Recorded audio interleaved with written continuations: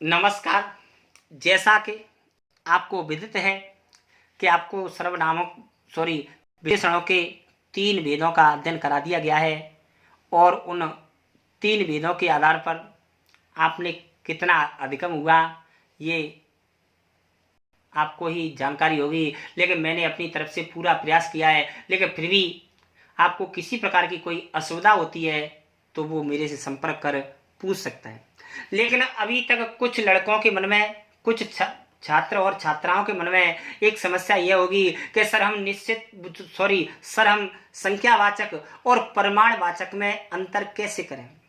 तो उसका सबसे बड़ा फार्मूला यही है कि जिनको हम अपने उंगलियों पर गिन सकें, अर्थात जिन संख्याओं को, जिन वस्तुओं को गिना जा सकता है वे सभी संख्यावाचक में मानी जाएंगी, और जिन्हें गिना नहीं जा सकता है, या तो नापा जाता है, या तोला जाता है, या मापा जाता है, ये सभी तत्व कहाँ माने जाएंगे? वे सभी आपके परिमाणवाचक में माने जाएंगे। अतः देखें कि निश्चित संख्यावाचक और परिमाणवाचक में क्या अंतर होता है। देख, संख्यावाचक एवं परिमाणवाचक विशेषण शब्दों के साथ संख्या का प्रयोग करना होगा, तभी वे संख्यावाचक या परिमाणवाचक विशेषण शब्द होंगे।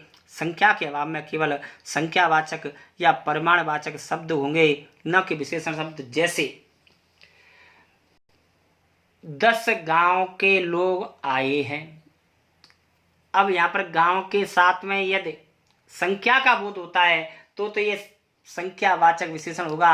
यदि बात ऐसे आती है कि 10 आए हैं, अब 10 आए हैं तो यहाँ पर केवल संख्या 10 शब्द है, वो विशेषण नहीं माना जाएगा, वो केवल संख्यावाचक शब्द माना जाएगा। विशेषण जब ही होगा जब हम उसके साथ में किसी संज्ञा का बोध करेंगे, अर्थात 10 के साथ में हम किसी गांव को लगाएंगे, लड़के शब्द को लगाएंगे, मोटरसाइकिल लगाएंगे, गाय भैंस लगाएंगे, कोई भी संज्ञा शब्द उसके साथ ऐड करेंगे, तभी जाकर के वह संख्या या परिमाणवाचक विशेषण शब्द माना जाएगा।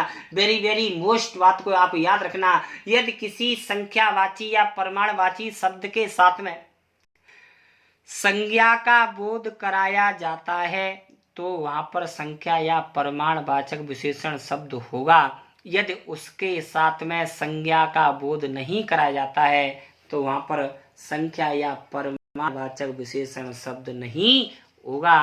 इसी के साथ आपका जो विशेषण का अंतिम भेद है वो